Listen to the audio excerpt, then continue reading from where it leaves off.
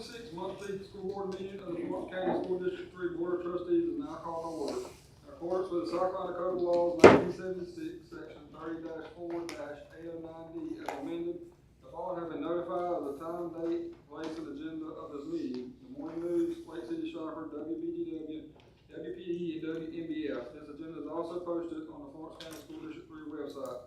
Madam Secretary, our roll call. All board members are in attendance. Thank you. At this time, please ensure your electronic devices are off or on silent, and Ms. Casey Fagan, our interim superintendent, will come before us for a moment of silence and the pledge of allegiance. Please stand. Good evening. Please remember all Florence County staff and students, especially as we enter testing season.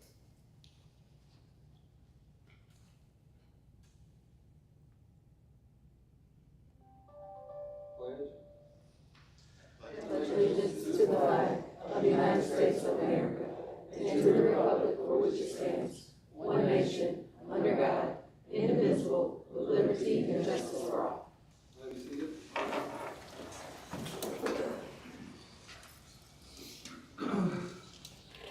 Board, I'll entertain a motion regarding the agenda. Mr. Chair, I move that we approve the agenda.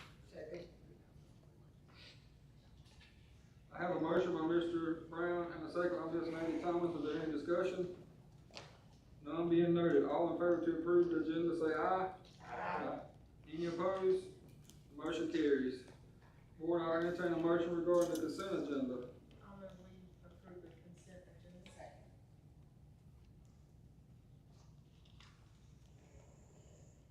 I have a motion by Ms. Rebecca and a second by Ms. Rutha Frierson. Is there any discussion?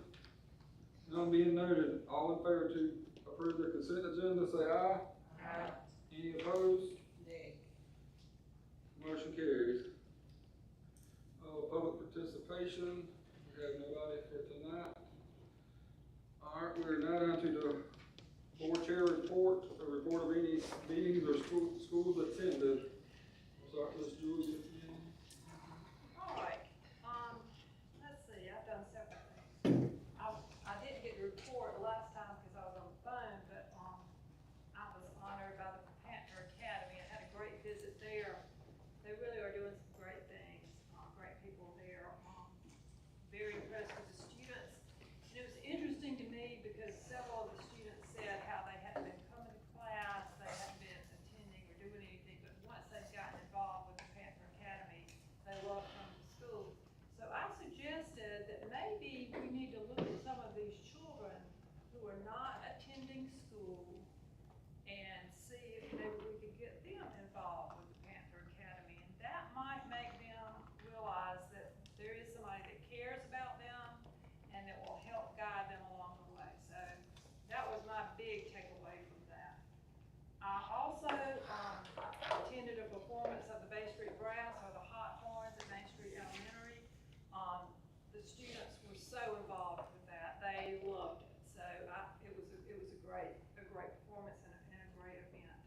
And then finally, Ms. Paula Morris and I attended the State Department of Education's finance workshop, and that was most informative because every school district across the state is struggling with finance.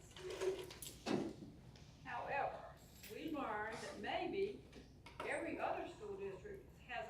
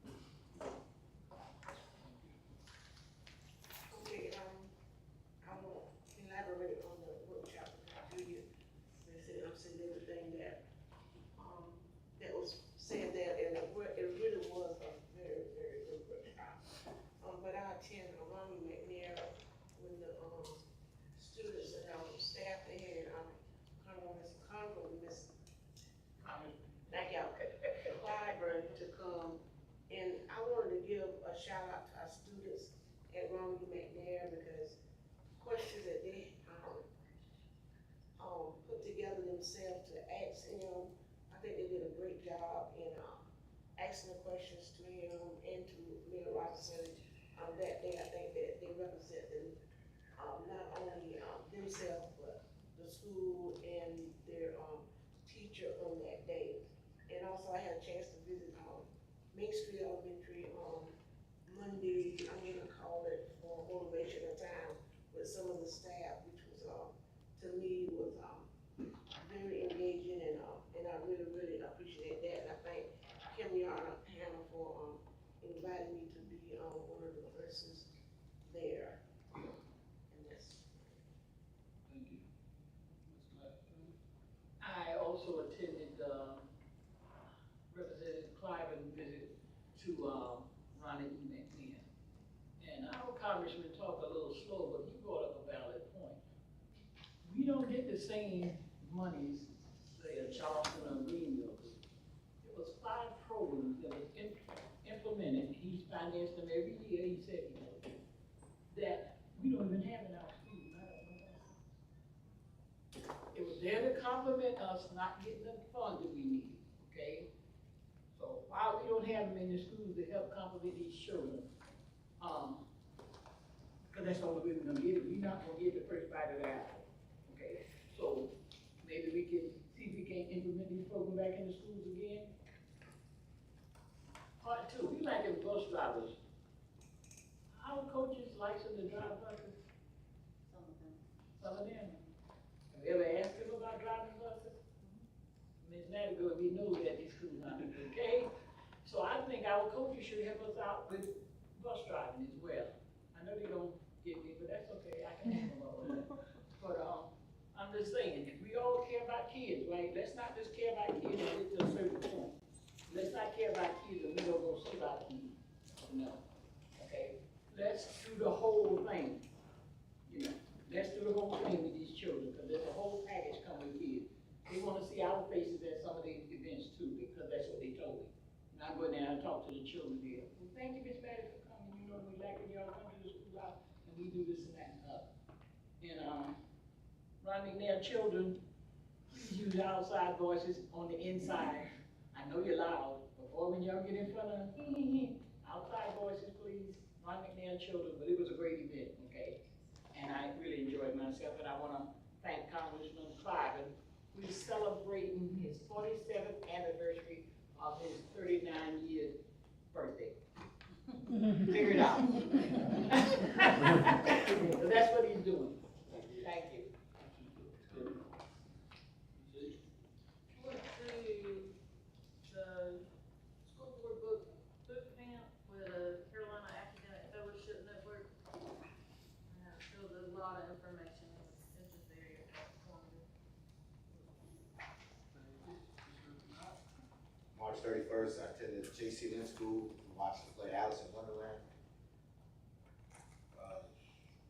That room, well, at least I went play, it's fantastic, performed by the students. The all-purpose room, you're gonna hear me say this every meeting, it's jam-packed, and we need a gym. On April the 1st, I attended Ronald McNair, also watched Congressman, Representative Clyburn and Mayor Robinson. Like I said previously, it was very informative. I think the students did a wonderful job.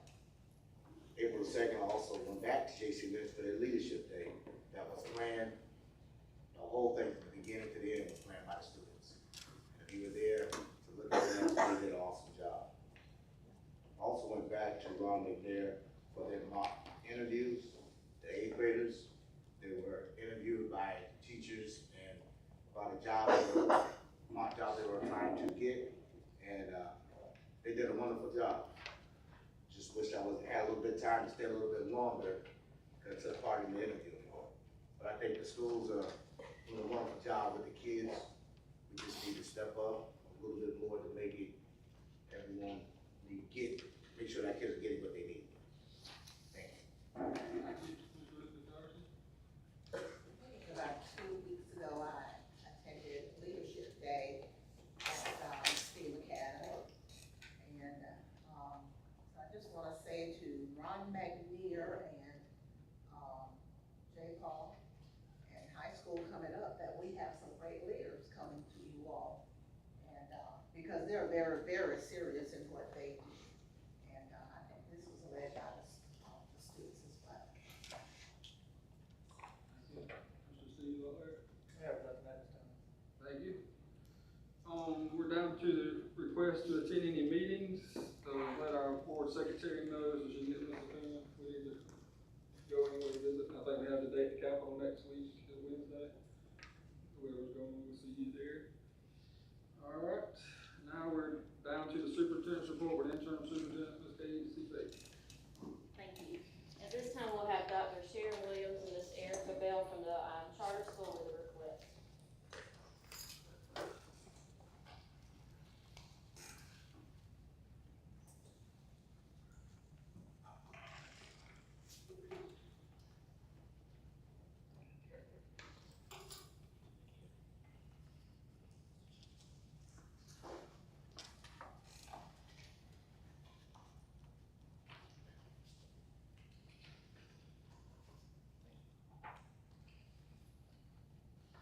First of all, I'd like to take this opportunity just to say thank you for allowing us to be on the agenda, to have an opportunity to speak with you on this evening.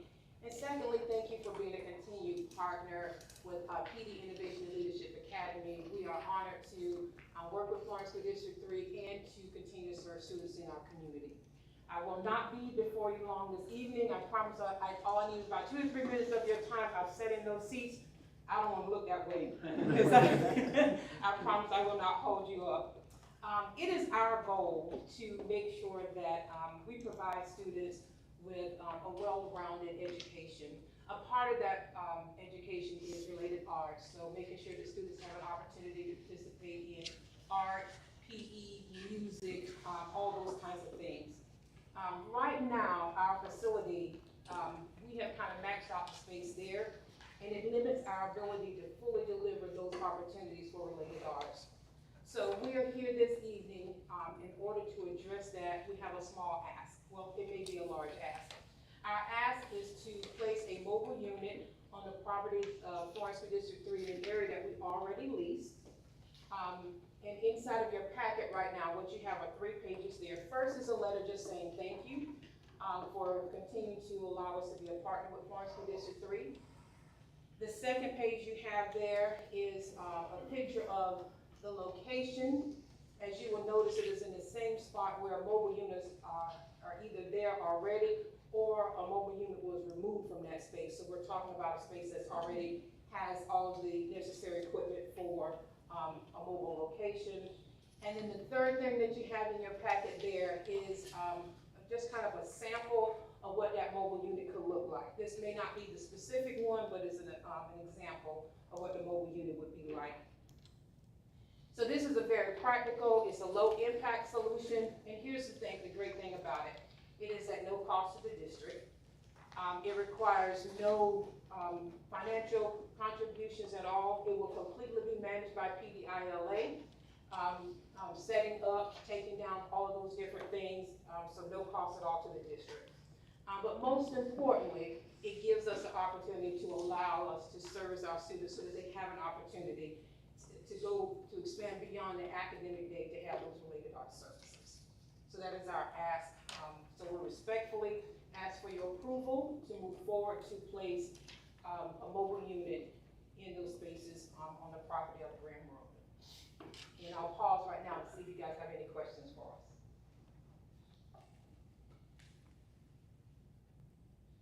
I just have one question where you said, I hear you say a mobile unit, but in the letter it says mobile units.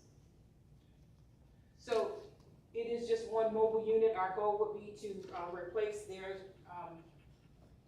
a mobile unit right now that has 2 classrooms in it, and there's a space where there was a mobile unit that had 2 classrooms in it. So our goal would be to just go back with 1 unit that would be able to replace those 4 classrooms. So our goal is to look at just 1 unit. And as you can see, the map that you have inside of your packet, it is just 1 unit. So, who would this mobile unit belong to? It would belong to PD Innovation and Leadership Academy, so it's no cost to the district. So y'all would move it all in, and then once the contract's up, y'all would pay to have it moved and everything, be back just like it was. Absolutely, we will return that property back to the same condition it is in today.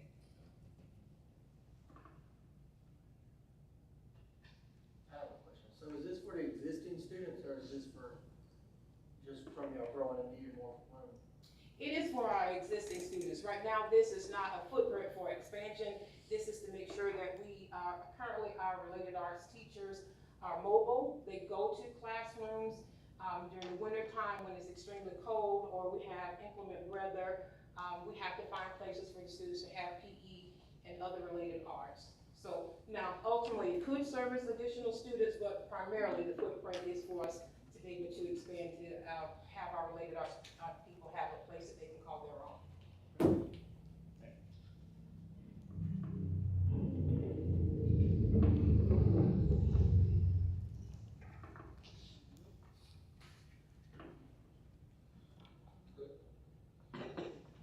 Is that it? Yeah. Okay. We're gonna discuss and get back with you. Okay. Whatever, so. All right, thank you so much. At this time, we'll have our finance update from Ms. Hope Gibson.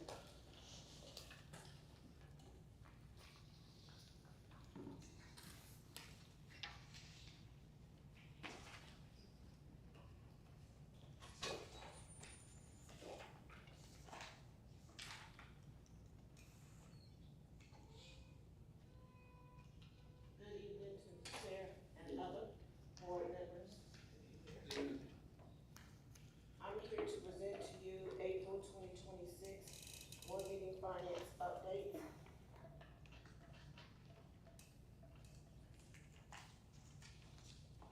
Our mission statement, ensuring our students are college or career ready and are productive, responsible members of society.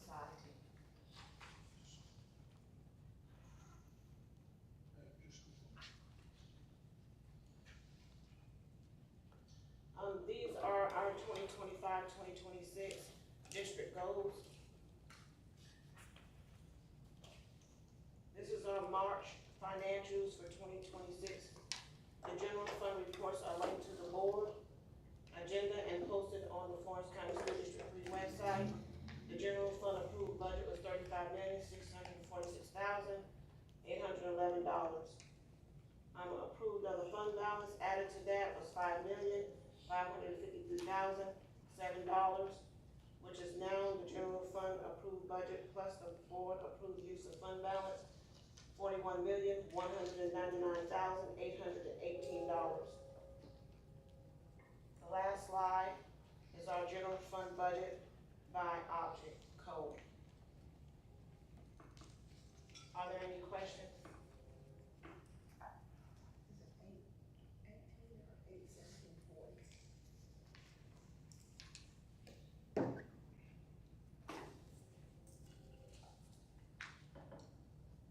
It's $41,199,818. We round everything.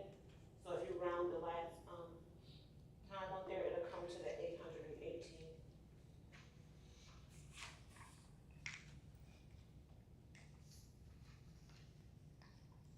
As you can see on the further slide, is our timeline for the budget approval.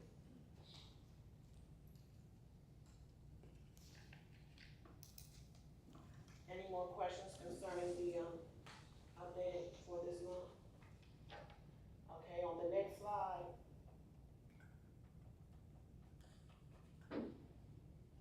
I will introduce you to Mr. Mike Ballinger from Compass Municipal Advisors, LLC. He's going to go over the spring 2026 SCAGO program participation information for Florence County School District 3. I also put that in front of you, which is the resolution, in case you have any questions.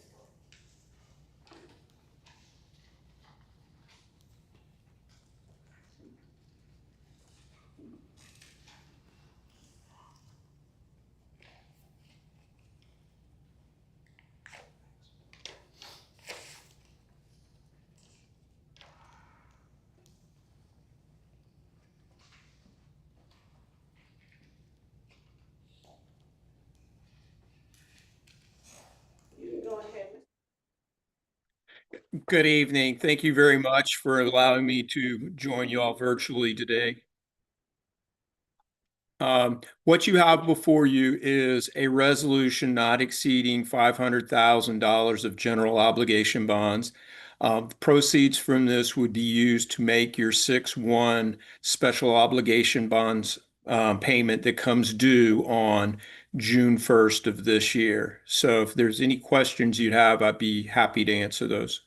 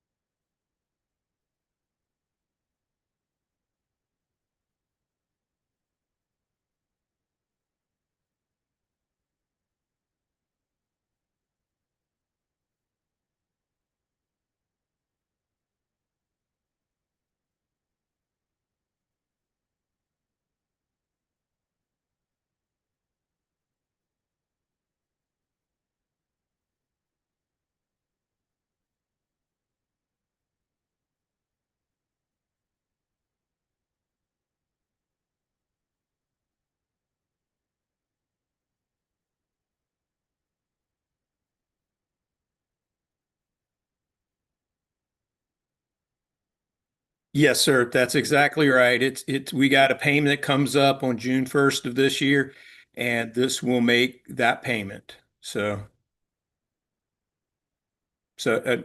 a movement to adopt the resolution as presented would be acceptable.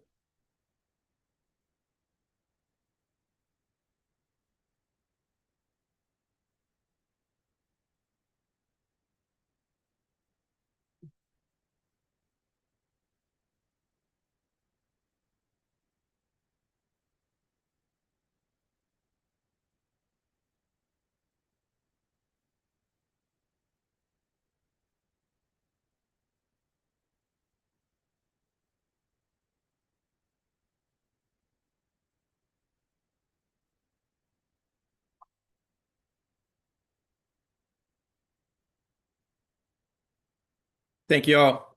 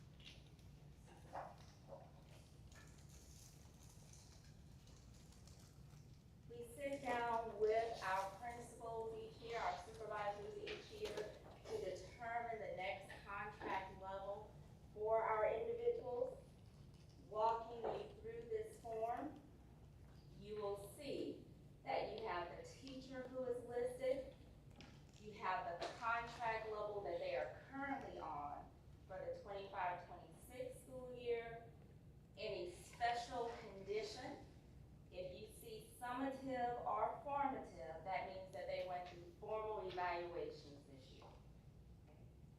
You will see if they were met or not met as far as the evaluation standard. You will see the contract recommendation level for the 26-27 school year. For some individuals, you will actually see a special condition. There are individuals, if they resign, you will see that. If they are planning to retire, you will see that as well. If they are going on formal evaluation, you will see either formative or summative there.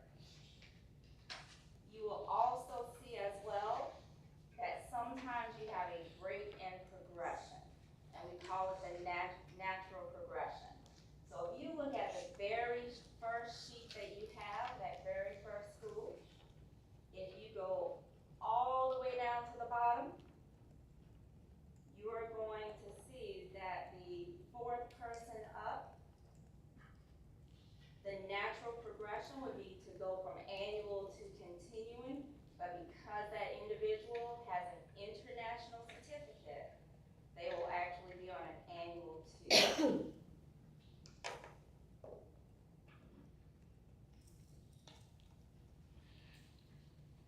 Each one of our principals as well, as they're doing these evaluations, some go through formal evaluations, but all of our teachers go through evaluations. They actually sit down with them and cover this in our SC lead system. So all teachers are aware of the contract level that they'll be on as well.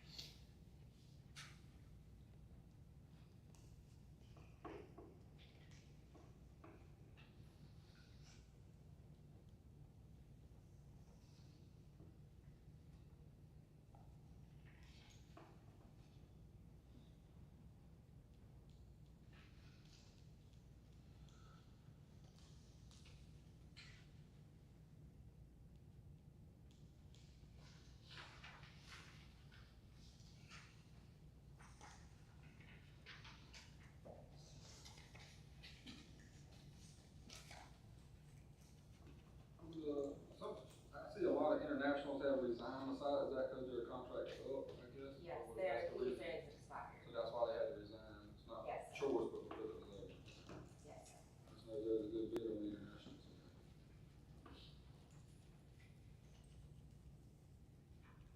So are we getting more international teachers to replace them?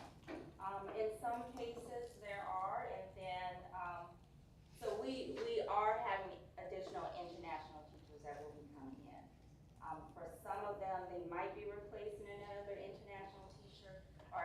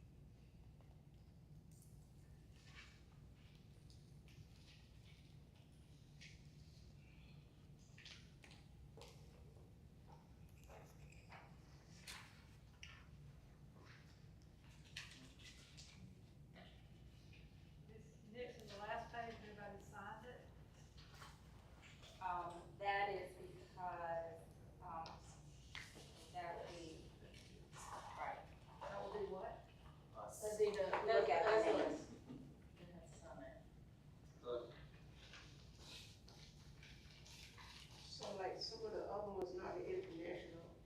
I see quite a few who resigned too. Do they tell us why they resigned? Generally, and I attempt to meet with each person. People leave for different reasons. We have someone that, they may be leaving because they have family obligations. They may be leaving because they want to try something a little different. They might be leaving because they're moving. I don't believe this year, which is a really great thing, we don't have anyone not continuing in education. So that is a wonderful thing. We started to see that trend after COVID, but I believe that everyone is gonna stay in education, so that's a great thing. Just not you. And I will tell you that if you look at our numbers, and every year I actually share with you the recruitment numbers, the retention numbers as well. We are not any different. Actually, this year, right this second, looks better. But I hold my breath until May 10th, because May 10th is when we know. I see that Scranton Elementary has a lot of teachers that have resigned, but is that because we changed their positions? and moved them So somewhere else? actually, one of the positions that we have a vacancy for is that school, so if they wanted to stay, they actually could. They could stay with the district, but just not there. No, at Scranton, one of our vacancies is at Scranton. And when I see a lot, the one that has not met with the final evaluation, so what do we do there, those who have not met with the final evaluation? So generally, those individuals are placed on an improvement plan. They begin the year with an improvement plan, we give them additional assistance. And still, you evaluate me again, and I still have not improved, what you gonna do with this?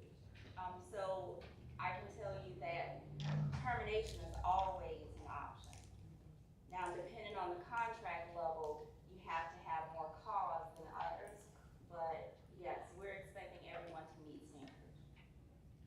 And how long do you give them to do that? We expect immediate If change. they've not met, then how long do they have? Do they get a year, do they get a month, or 6 months, or? So that's difficult to answer because you're talking about individuals, and not all individuals are not met because of the same obstacle. Okay. And so I can't give you a timeline. I can tell you that we have a system in place that is fair and consistent across the board. And I guess I'm asking it too, especially for, in leadership, and they have not met in leadership, because if I'm not a good leader, then I don't have people that's ever followed me to do, there, so that's what I'm, especially there in the leadership part. Well, everybody's a leader, I don't care if they're the teacher, they're a leader in that classroom, but you know what I'm talking about, leadership is I there. do. Now, keep in mind as well that the only thing that we're asking the board to do tonight is to approve them for a continuing contract. At this point, no administrator, because you're an administrator doesn't mean you will remain an administrator. That is an annual appointment.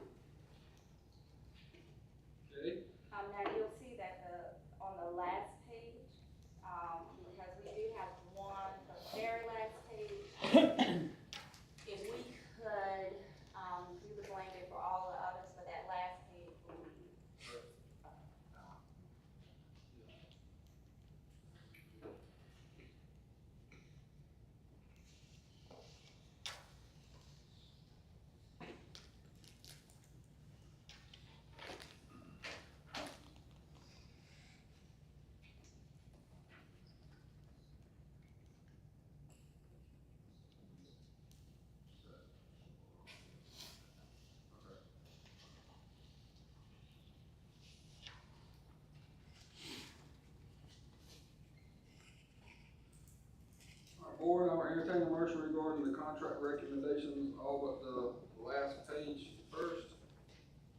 Mr. Chair, I move that we approve all contract, recommendations with the exception of the last page. I have a motion by Mr. Jaquez Brown, a second by Ms. Ruther Priorson. Is there any discussion?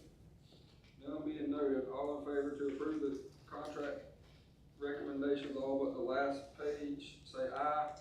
Aye. Any opposed? Motion carries. Alright. Board, at this time, I'll entertain a motion regarding the contract recommendations for the last page. I move that we approve the recommendation on the last page. Second. I have a motion by Dr. Julia Mims and a second by Ms. Maddie Thomas. Is there any discussion? None being noted, all in favor to approve the contract recommendation for the final page, say aye. Aye. Any opposed? I would accuse myself of this. Let the record reflect Mr. Kirby recused. All in favor, say aye. Aye. Any opposed? Motion carries. At this time, we'll have Ms. Mary Howard with our instructional updates.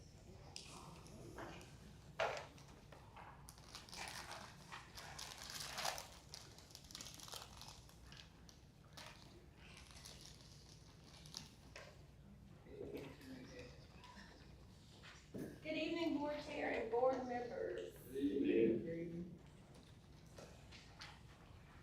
Tonight, for our instructional updates, we will be looking at Goal 2, Academic Achievement, and Goal 3, Reading Readiness. Tonight, I'll be presenting the 5-year school renewal plan. What I'm gonna do is give you an overview of what's included in our 5-year strategic plan. Every school will write their plan that aligns with the district's plan. So our plan will include our commitment to ensure high levels of learning for all students. We're focusing on closing the achievement gap across all subgroups. So we do have some goals that are very specific for our disabled population, our OEC students, as well as our GT students. Preparing for college and career readiness. And life, that's one of the goals with our CCR call that we will look at tonight. Why this plan matters, the state requires each district to write a 5-year strategic plan every year, but the plan also provides an opportunity to align the district's efforts around measurable outcomes so that we can bring back our data every year to look at for reflection. Focus on resources as the highest impact strategy, so as we are reflecting on the things that work, things that don't work, what do we have in our plan, what needs to be adjusted and tweaked, and to ensure accountability and transparency as we present to all stakeholders. So tonight it will require action. When I'm finished, I will ask for an action to approve our goals, but we'll be looking at accelerating achievement for all students, closing the achievement gaps as stated earlier, increasing our graduation and post-secondary readiness, improving student achievement or student engagement and attendance, and strengthening talent and culture. Priority 1 is accelerating achievement for all students. This will combine our goals 5, 6, 7, and 8. We'll write it in the plan. The goals are based on district priority, then goes to student achievement, to climate, and then teacher retention. So that's what those numbers are. So our targets for ELA, and again, this is a 25-26 goal to 2030. So in ELA currently for our 3rd through 8th graders, we are currently at 47.3%. Our goal in the next 5 years to move up to 58%. In math, 27.6. Our target in 5 years is 42%. Science, 27.5. The target is 41. We also have to include a goal for our end of course passage rate, that is a C or higher. So currently for English 2, it's 53%. Our goal is to get to 65. Math, 44.7% to 59%. Science, 28.3% to 42%. And U.S. history, 17.8 to 32%. So here we're going to be looking across the board at strengthening our Tier 1 instruction, ensuring consistency, high-quality instructional practices across all classrooms, looking at that high-quality instructional materials, being data-driven, and targeted interventions for all students. Closing the achievement gap as priority number 2, and this is for our students that are in the disabled population. Currently in ELA, we have 10% of students scoring meets or exceeds. We want to have a target goal of 25%. In math, we had 4%. We want to increase that to 20%. And then looking at our gifted and talented students to maintain the highest level of achieving 90% or higher in ELA, math, and in science. So again, some strategies would be to include it in our plan as differentiated instruction, small group intervention, and progress monitoring. We want to prioritize both ends of the spectrum, not only closing the gap from the bottom with our lowest performing students, but our students who are already achieving at higher levels to maintain and continue to accelerate. Priority 3 is to increase the graduation and post-secondary readiness. So our graduation rate as a district currently is 84.4%. We want to increase that to 89%. College and career readiness, 56.2% to increase to 71%. We have some early warning systems in place where we meet with principals and their leadership teams to look at grad tracking meeting, who's on track, if they've already been CCR, what can we do to get them CCR, so we want to continue those efforts. But our overall goal is to ensure that students not only graduate, but graduate prepared for college, careers, or military paths. Priority 4 is to improve student engagement and attendance. So we talk all the time about attendance, chronic absenteeism. So currently our chronic absenteeism is 22.85% as a district. We want to decrease that to 17%.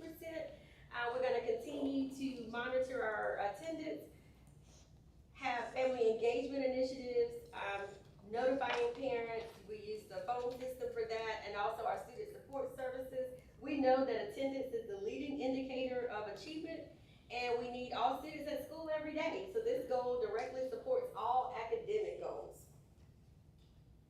And then priority 5 is strengthening talent and culture, and this is our teacher retention rate, increasing it from 78.1% to 88%. And stakeholder satisfaction, our parents participate in a state survey. So we want our learning environment to continue to be at its highest at 96% or higher. Some of the things that we do to maintain our teacher retention rate, we do have a very supportive teacher mentoring program for beginning teachers and any novice teachers up to 5 years to provide additional support. We are constantly looking at our professional development plan, looking to make any tweaks, any teachers who need additional support, and always striving for that positive school culture with our principals. We talk about that on a consistent basis.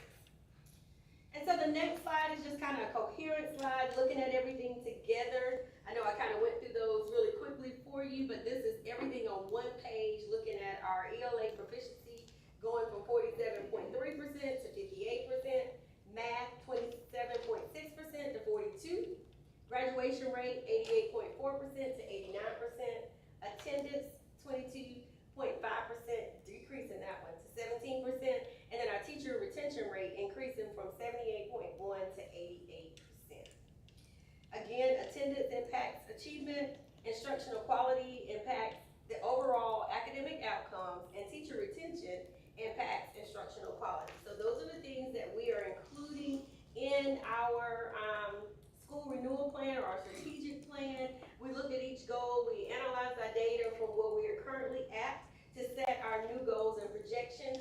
We met with principals. They also are writing their school level plans to align to the district goals and the district plans. Tonight, Mr. Kirby, you also have the individual school sheets to sign along with the district's page to sign off on school renewal. They are due back to the State Department by April 30th. So we would like a motion or action to approve our goals for our new 5-year strategic plan.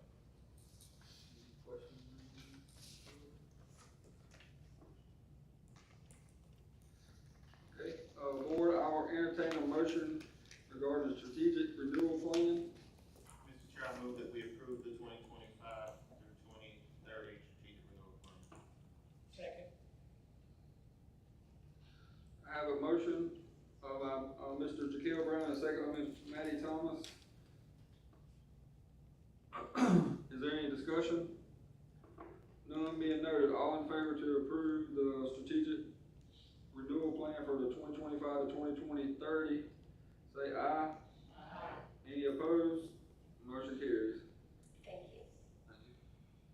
Next, I just wanted to, bring awareness to some language that was changed in, or added to the admin rule for the IKAR. And this is dealing with, grading and grade point average. So what is highlighted in red at the bottom, was added to the plan. To be eligible for valedictorian or salutatorian, the student must have completed 2 junior year semesters and 2 senior year semesters of residency in the respective school. So meaning that, when we look at valedictorian, salutatorian, that has been a continuous student of Florence School District 3 for residency. And why are we doing that? It was in the plan, it was originally a part of the, admin rule, and it was not included in the current language that was posted on the website. Some updates for you. We are coming on to big testing season. We are just completed or will complete tomorrow our SEL testing window, which started on March the 2nd, lasts through April 17. Our WIN testing for college career readiness will also end tomorrow. Then we will be stepping into our SE Ready, which is the last full 20 days of school. Most schools will start testing around April 28th, April 29th. And then our end of course, so EOCs at the high school, is the last 15 days. So we are in testing mode. They received their training yesterday, tested school levels, test administrators with Ms. Doris. So we are busy preparing for that to make sure that every school is ready. They have their devices, they have everything they need for upcoming testing.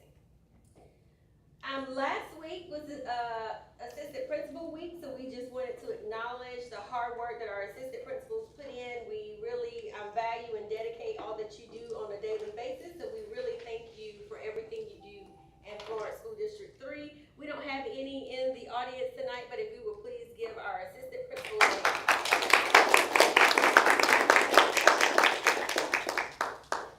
And lastly, our upcoming events. I know this is a lot, but I wanted to give you all the dates. Tomorrow is Leadership Day at Main Street. We would love for you to scan that QR code and join us tomorrow. Also on Saturday, Ms. Charm will be taking her 7th and 8th grade students to the National History Day state competition at Coastal Carolina University. So Ms. Charm, we do thank you for that because that is on a Saturday. On April 20th, interims go home. So parents that are watching, please make sure that you're looking out for your student interims on the 20th. On April 23rd, the board is invited to our Stars Gala. It will be at Lake City High School at 6 p.m. On May 14th is our Florence Darlington Tech graduation at 4 p.m. We would love to have you in attendance. Then on May 21st, J. Paul has their graduation at 6 p.m. And May 22nd, believe it or not, the last day of school is Lake City High School's graduation at 7 p.m. So, at 4 o'clock?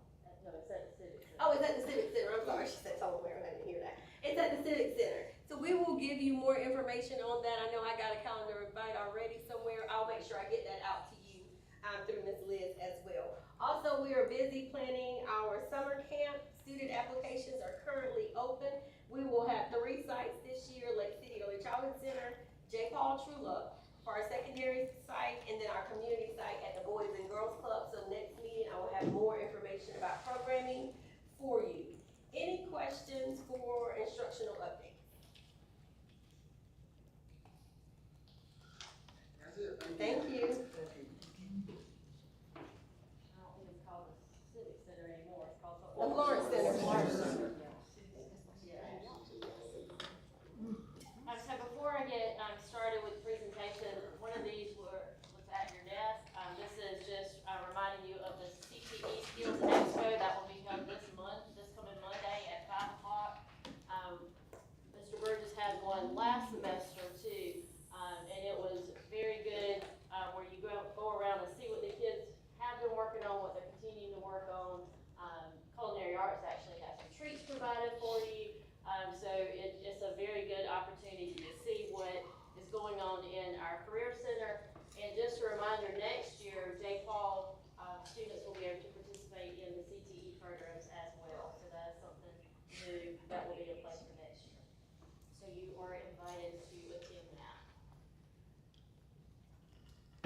As you guys already know, we had our CODNIA virtual visit on March 31st. Some of you actually participated in the interview there for board members.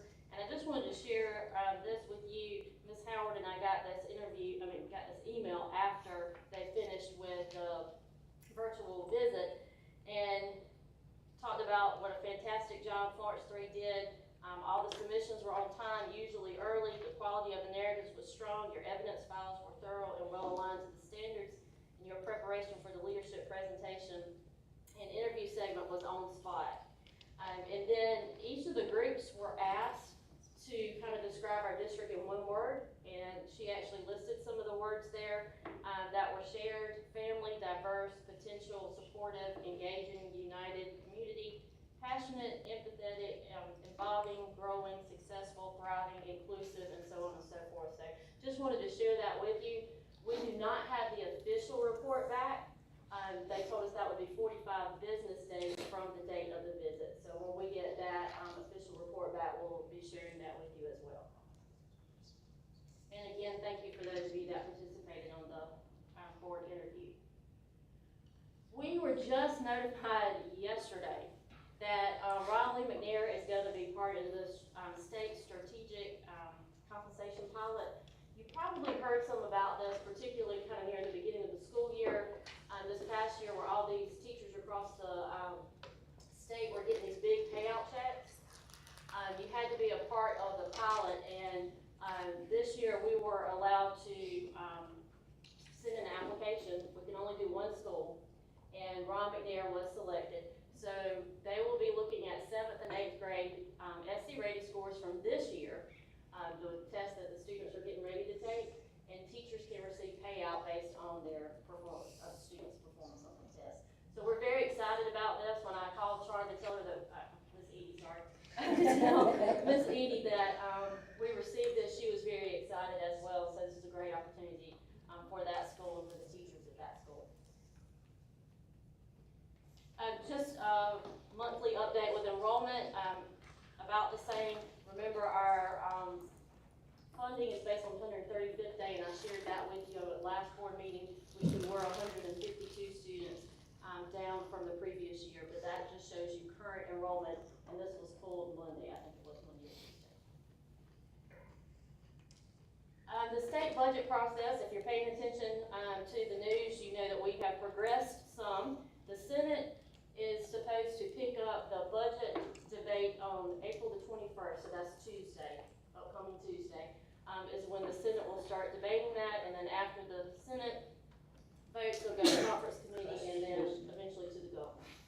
Now I wanted to, on the next slide, point out some differences already between the House version that was passed, we talked about that last month, and the Senate version that came out of the Senate Finance Committee that will go to the full Senate, like I said, next Tuesday.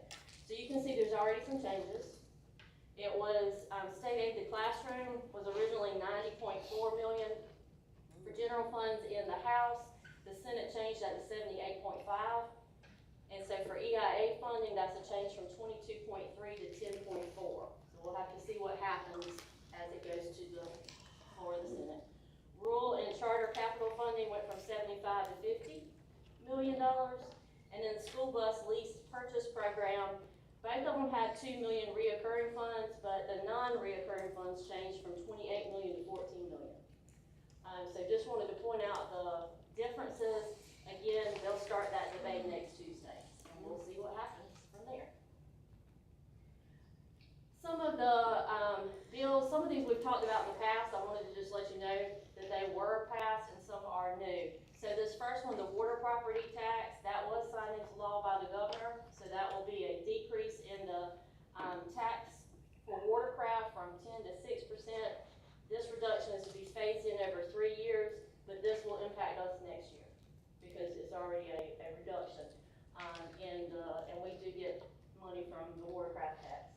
So we'll have to see how much we're impacted by this. Another one that has already been signed into law by the governor is the Smart Heart Act. This basically mandates that you have a AED at all of your on-campus athletic activities. The AED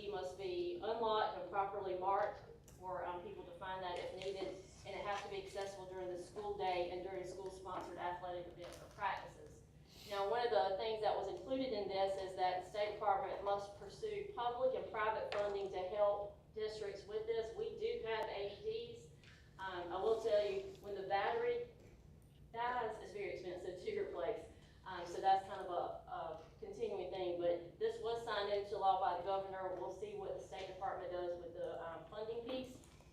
But we will be working on a specific cardiac emergency response plan to meet the requirements under that one. The next one is the physical education and recess. That's House Bill 3195. This started coming up a couple years ago, and it hasn't passed yet, but it's back being discussed.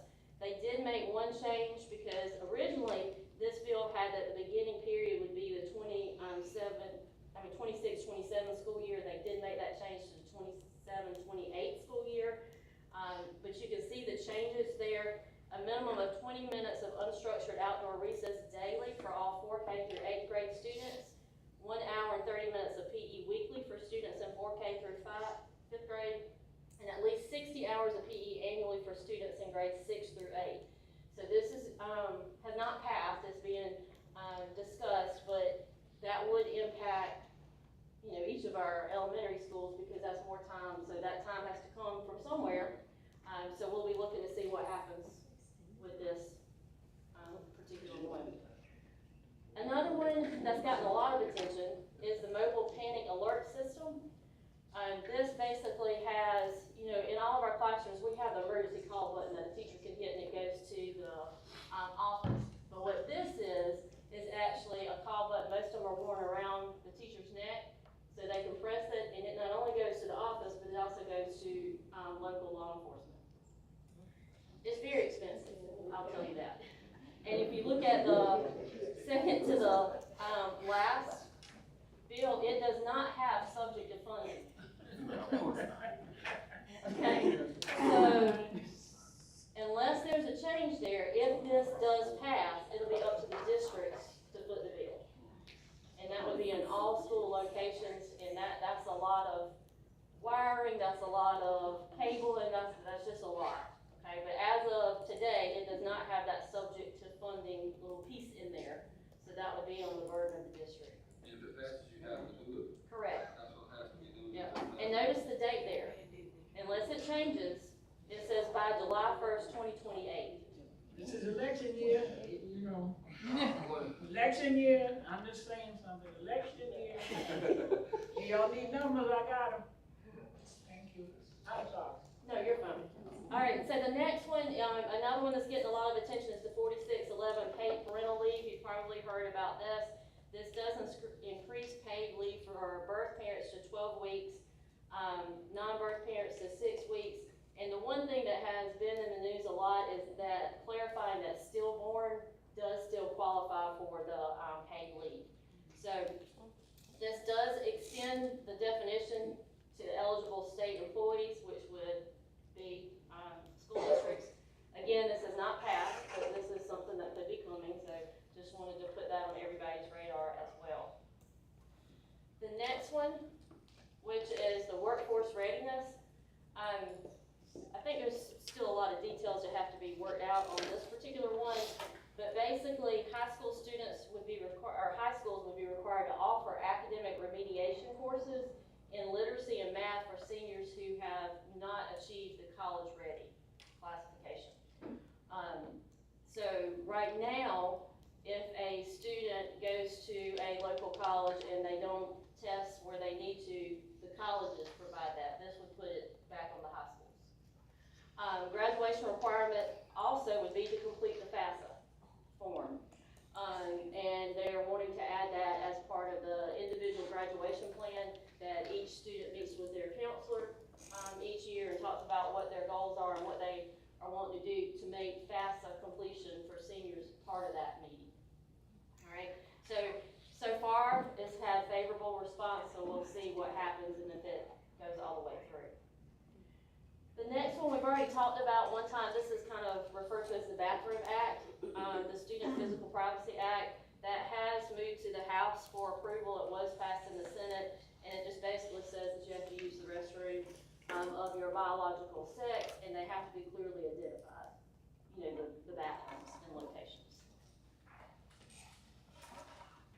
The next one is the health education. This deals with the Comprehensive Health Education Act, which is, I think it was originally passed in like the late 80s, early 90s.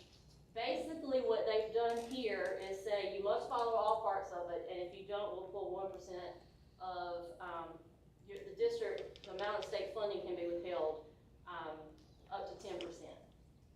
So basically, the way I interpret this is this has been on the books, and not all districts are doing what they're supposed to do, so we're gonna say you do it or you can lose some funding. In the Comprehensive Health Act, that second bullet there, you just have to provide evidence that you're doing what all the act requires. One of the things is that all of your health materials that you use to teach health have to be on your website. Ours is. All of our textbooks and anything that teachers use is there for the public to see.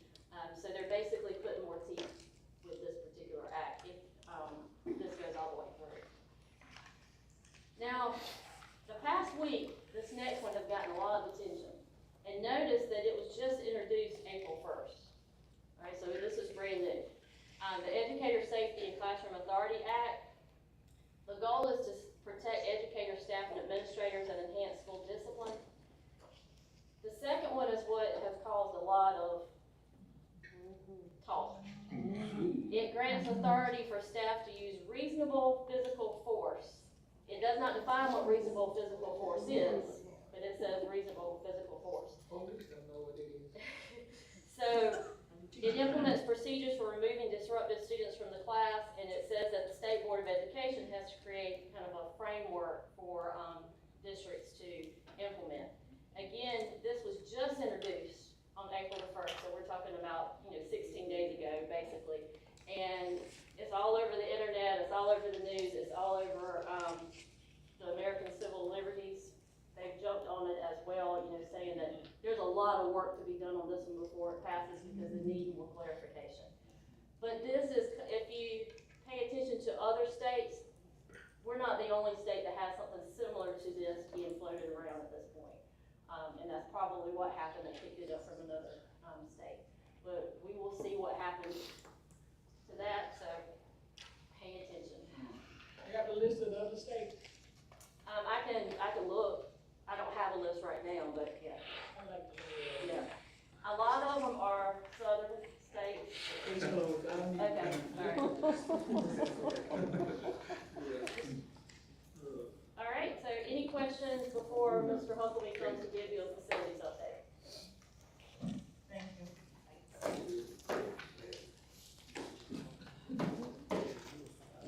All right, good evening. Okay, we'll start as always with Lake City Early Childhood, Phase 1B, and I am very happy to report that building automation, mechanical punch list has been completed, and we have reached what is known as substantial completion. So we have a client handoff meeting on April 21st, and if you're in the district office after that meeting, you may see Mitch and I do a little happy dance and all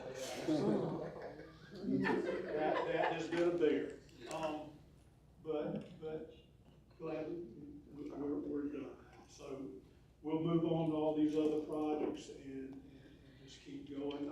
Fire alarm upgrades, contractor is currently installing conduit at Lake City Early Childhood, is about 60% complete on that. We've replaced the BART units at Main Street School, the gym there. And over spring break, we painted some bathrooms at Lake City High School, and Ron McNair. I think Ron McNair was completed. Is that completed? Yeah. And in fact, Monday morning after spring break, Ms. Fagan and Mr. Driggers and I got a text from Mr. Cook telling us how awesome the bathrooms look. And you can see some pictures there. The floors especially, that'll make it a lot easier to keep those bathrooms clean. And the other schools, Scranton, J.C. Lynch, those will be done as time allows between now and summer. Okay, moving on to what we refer to as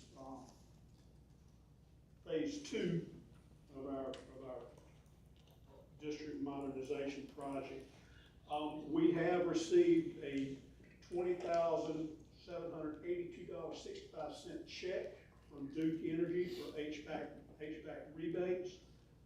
This is the second one we've received for phase two at Lake City Early Childhood, and combined, those two checks total $33,289.29. Over spring break at Main Street Elementary, we replaced the roof. All that's left there are gutters that have to be replaced, and those are currently being manufactured. As soon as those are delivered, they'll be installed. Will you paint inside the gym? Yes, ma'am, that's on our list to do. Once all that outside was done, we finish the inside. Right, back up. right. But that's scheduled, I believe it'll start just as soon as school gets out. Yes, ma'am. The sub-meters have been installed at Olana, J.C. Lynch at Scranton, and building automation is complete at Olana and J.C. Lynch. And that continues at all the other schools. Mechanical permits are approved. The window permits for Lake City High School and Olana, as well as the lighting permits, are still pending. And also during spring break, Schneider installed ballistic film on windows at, let's see, Ron McNair, because we just noticed that when we were doing a safety assessment earlier this week at Ron McNair. And I think the high school gets some, Main Street has got some as well. And now War Memorial Stadium, if you've ridden by there, you may have noticed a nice new scoreboard up on with War Memorial. So I think it looks really, really nice. You see a picture of it there, so we're happy to get that. If you remember last month, I told you that the soil compaction test for field house, the first test failed, so we had to dig out about 18 inches of soil, haul that off, bring in better soil, compact it, and it did pass the second test. We've also removed the old press box on the visitor side, and we'll add a fence and rail up at the top where that structure sat.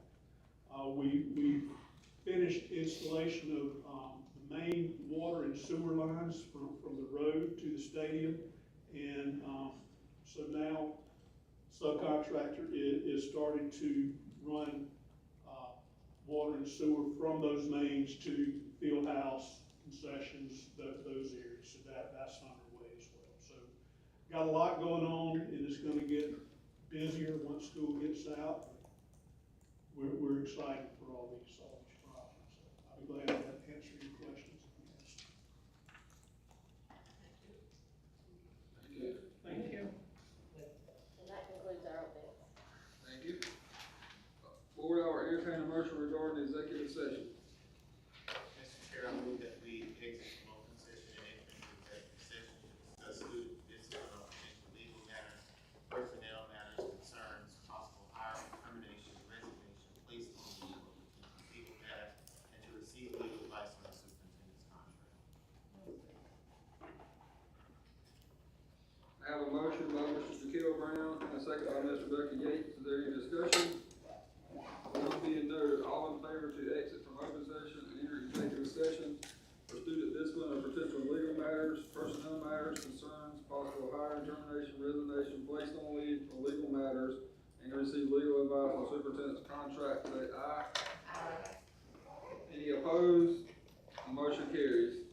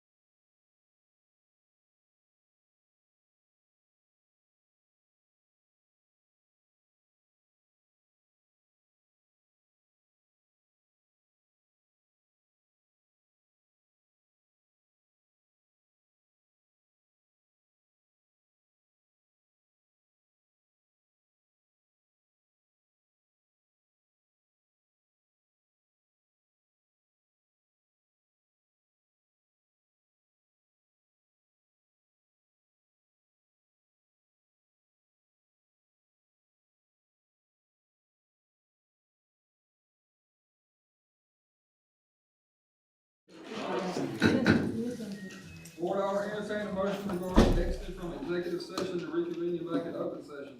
Mr. Chair, Mr. Chair, I move we exit from executive session and we can get into open session. I have a motion by Mr. Jaquil Brown and a second by Ms. Ruthie Frierson. Is there any discussion? None being noted, all in favor to exit from executive session, reconvene back to open session, say aye. Aye. Any opposed? Motion carries. There is no actions carried over from executive session. Board, I entertain a motion to adjourn. Motion to adjourn. I have a motion by Ms. Maddie Thomas and a second by Ms. Ruthie Frierson. Is there any discussion? None being noted, all in favor to adjourn, say aye. Any opposed? Motion carries.